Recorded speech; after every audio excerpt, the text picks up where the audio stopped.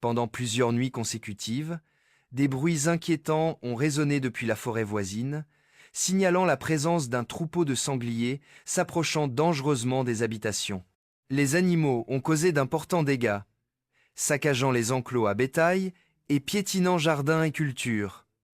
Ce conflit croissant entre les communautés rurales et les sangliers est devenu un problème majeur dans de nombreuses régions, incitant les équipes locales à organiser des opérations contrôlées pour protéger les terres agricoles et rétablir l'équilibre. À l'aube, l'équipe s'est préparée pour une mission sur le terrain. Vêtus de vêtements de sécurité aux couleurs vives pour une visibilité optimale et équipés de matériel spécialisé pour terrains accidentés, les membres de l'équipe ont coordonné leurs efforts et déployé des chiens dressés pour aider à localiser les animaux. L'objectif était de suivre et de contenir le troupeau efficacement, tout en garantissant la sécurité des animaux et en minimisant les risques de blessures. À mesure qu'ils s'enfonçaient dans la forêt, le silence et la tension s'installaient. Chaque bruit avait une signification. Une branche cassée, un sol remué, un bruissement de feuilles pouvaient indiquer une activité à proximité. Les chiens furent lâchés et se frayèrent un chemin rapidement à travers l'épaisse végétation pour guider les animaux vers des zones prédéterminées où la surveillance et le contrôle pourraient être mis en œuvre. Dès l'apparition du premier sanglier, une intervention rapide et efficace a été menée pour éviter d'autres dégâts. Chaque action réussie a constitué un pas de plus vers la protection du village voisin et de ses terres agricoles. Tout au long de l'opération, la communication et la coordination entre les membres de l'équipe ont été essentielles pour garantir la sécurité sur ce terrain difficile. Les sangliers sont connus pour leur force et leur agressivité lorsqu'ils sont acculés. Lors de certaines rencontres, ils peuvent charger face à une menace perçue, exigeant des réactions calmes et précises. Ces situations requièrent non seulement de l'habileté, mais aussi de la discipline et une bonne connaissance de l'environnement. Chaque incident souligne l'importance de la préparation et du respect du comportement de la faune sauvage. Tout au long de la journée, l'équipe est restée concentrée, maintenant ses positions stratégiques et réagissant avec prudence aux moindres signes de mouvement. Chaque décision a été prise avec circonspection, conciliant la nécessité d'un contrôle efficace de la population et les considérations éthiques. La réussite de la mission a reposé sur la patience, le sens du timing et l'esprit d'équipe. En fin de journée, plusieurs animaux nuisibles avaient été neutralisés, réduisant considérablement la menace immédiate pesant sur les zones agricoles environnantes. L'équipe s'est regroupée pour confirmer les positions des animaux à l'aide de systèmes de géolocalisation guidés par les aboiements des chiens signalant les dernières rencontres. Une fois le dernier sanglier capturé, l'opération s'est conclue avec succès. Au retour de la forêt, un soulagement silencieux régnait. Le travail de la journée avait permis de sécuriser les terres agricoles et de préserver les moyens de subsistance locaux. Cependant, le défi de fond demeure. Les sangliers sont une espèce très adaptable et à reproduction rapide, capable de survivre dans des environnements variés et de proliférer rapidement. Dans de nombreuses régions d'Europe, et au-delà, leur population croissante pose de graves problèmes écologiques et économiques.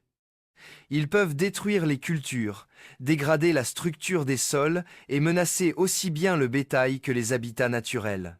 Cela a conduit à l'élaboration de programmes de gestion structurés visant à concilier les activités humaines et la préservation de l'environnement. Chaque mission de ce type illustre la complexité de la gestion moderne de la faune sauvage. Un équilibre délicat à trouver entre la protection des intérêts humains et la préservation de l'intégrité des écosystèmes naturels. Grâce à une planification rigoureuse, des pratiques éthiques et des recherches continues, les communautés s'efforcent de gérer la population de sangliers de manière responsable, tout en garantissant la sécurité et la coexistence harmonieuse entre l'homme et la nature. Dans l'immensité glacée, une équipe de pisteurs progressait silencieusement à travers les collines enneigées. Derrière un bosquet, une grande silhouette sombre émergea, un sanglier.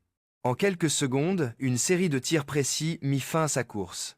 La chasse en terrain enneigé représente souvent non seulement un défi physique, mais aussi une épreuve d'endurance, de discipline et de timing.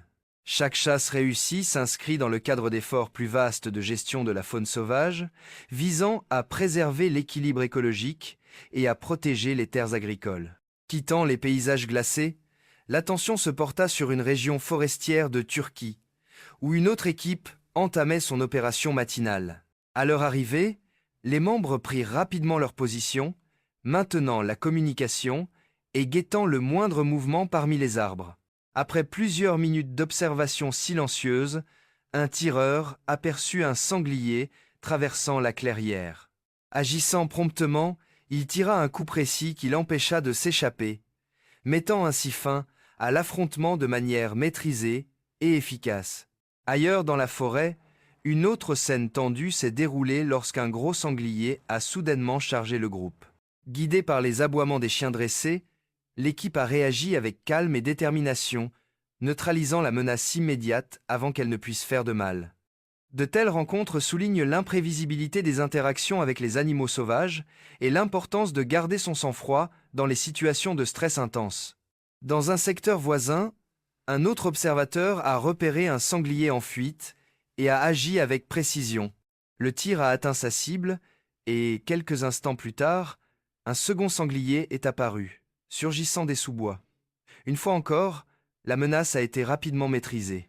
Ces incidents témoignent de l'inquiétude croissante suscitée par la surpopulation de sangliers et des mesures prises pour prévenir de nouvelles pertes agricoles. Dans des régions comme la Géorgie, les sangliers sont considérés comme l'une des espèces envahissantes les plus destructrices. Ils causent chaque année environ 150 millions de dollars de dégâts agricoles, non seulement en détruisant les cultures, mais aussi en perturbant les écosystèmes locaux et en menaçant la faune indigène, comme la tortue gopher. Leur présence pose des défis économiques et environnementaux, ce qui justifie la mise en œuvre d'efforts de contrôle coordonnés pour rétablir l'équilibre écologique.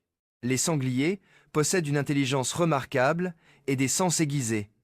Leur odorat très développé leur sert de système d'alerte précoce, ce qui les rend difficiles à approcher. C'est pourquoi les chasseurs et les gestionnaires de la faune sauvage se déplacent souvent face au vent et utilisent la végétation naturelle comme abri, misant sur la patience et la stratégie plutôt que sur la rapidité.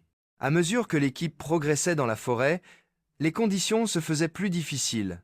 Un autre gros sanglier surgit soudainement, faisant preuve de la force et de la détermination caractéristiques de l'animal pour s'échapper. Un tir opportun neutralisa la menace, avant qu'elle ne puisse endommager les cultures ou le bétail. Chaque rencontre de ce type représente non seulement l'élimination d'un animal nuisible, mais aussi la protection de la productivité agricole et de la biodiversité. Depuis des positions surélevées, les participants observaient le sol forestier, attendant le moment opportun pour intervenir. Lorsqu'un sanglier pénétrait dans une clairière, un seul tir décisif permettait de maîtriser la situation. Chaque intervention précise contribuait à l'effort collectif de protection des terres agricoles et de réduction des pressions exercées par les populations invasives. Au fil de la journée, les opérations se sont poursuivies en profondeur, passant des zones boisées aux prairies. La visibilité fluctuante a mis à l'épreuve les réflexes et la coordination. Sous le soleil de midi, un dernier sanglier a été repéré se faufilant dans un épais fourré. Lorsqu'il a émergé, un tir net et précis a mis un terme à la mission. Dans de nombreuses régions, ces actions coordonnées s'inscrivent dans des initiatives plus vastes de gestion des populations fauniques. Ces programmes visent à minimiser les conflits entre l'homme et la faune sauvage, à protéger les moyens de subsistance agricole et à garantir une coexistence harmonieuse entre les communautés rurales et le monde naturel. Alors que la nuit retombait sur la campagne, le silence qui suivait les opérations de la journée laissait place à une paix fragile. Pourtant, sous ce calme apparent, les experts savaient que la lutte était loin d'être terminée. Les sangliers, guidés par leur instinct et leur capacité d'adaptation, revenaient souvent sur les mêmes territoires quelques semaines plus tard, attirés par l'abondance des récoltes et des abris. Ce cycle récurrent a incité les chercheurs à étudier de nouvelles approches, alliant technologie moderne et savoir traditionnel, afin de créer des méthodes de contrôle des populations plus durables. L'une de ces avancées réside dans l'utilisation de drones équipés d'imagerie thermique. Survolant les forêts denses, ces appareils détectent les signatures thermiques, permettant ainsi aux équipes de suivre les sangliers, même dans l'obscurité la plus totale. Les données recueillies fournissent des informations en temps réel sur les déplacements des troupeaux, leur schéma de migration et les zones de nidification potentielles. Grâce à ces outils, les gestionnaires de la faune sauvage peuvent agir de manière stratégique et prévenir les destructions plutôt que d'y réagir a posteriori. Outre les interventions sur le terrain, les biologistes et les spécialistes de l'environnement étudient désormais des méthodes de dissuasion naturelle et des techniques de gestion des habitats. En restaurant la végétation indigène et en créant des zones tampons entre les forêts et les terres agricoles, ils visent à réduire les rencontres entre les animaux sauvages et les zones habitées. Cette approche écologique protège non seulement les cultures, mais préserve également la biodiversité en maintenant les zones d'alimentation naturelle des sangliers à l'écart des zones cultivées. De plus, l'implication des communautés est devenue un élément essentiel de ces initiatives. Agriculteurs, autorités locales et défenseurs de l'environnement collaborent pour partager l'information et coordonner leurs actions. Des ateliers de formation apprennent aux agriculteurs à installer des barrières à détecteurs de mouvement, à entretenir des systèmes de gestion des déchetsures et à utiliser des répulsifs sonores pour dissuader les sangliers. Cette coopération transforme les efforts individuels en un réseau de défense collectif capable de s'adapter aux défis régionaux. Au-delà de l'objectif immédiat de protection des terres agricoles, ces efforts suscitent également un débat plus large sur la coexistence et l'éthique de la conservation. Si les sangliers sont perçus comme des espèces envahissantes et destructrices dans certaines régions, ils demeurent un élément essentiel de l'écosystème dans d'autres. Concilier ces perspectives exige une gestion nuancée, respectueuse à la fois de la pérennité de l'agriculture et de l'ordre naturel de la nature. Parallèlement, la communauté internationale continue de suivre ce problème avec une inquiétude croissante. Dans des régions comme le Japon, l'Australie et certaines parties des États-Unis, des défis similaires ont émergé, reliant ainsi la situation de l'Europe rurale à une lutte mondiale contre les espèces invasives. Chaque pays est confronté à des conditions environnementales uniques, mais tous partagent le même objectif: trouver un équilibre entre développement humain et préservation de la faune sauvage. Parallèlement, les innovations scientifiques transforment la manière dont les experts appréhendent et gèrent les populations sauvages. Des études génétiques ont mis en évidence des différences entre les sangliers indigènes et hybrides, révélant ainsi leur capacité d'adaptation rapide. Grâce à ces connaissances, des stratégies de gestion sélective sont élaborées afin de cibler les groupes les plus envahissants, tout en préservant la diversité des espèces naturelles. Alors que le soleil se lève sur les terres agricoles qui se régénèrent, un espoir nouveau se dessine.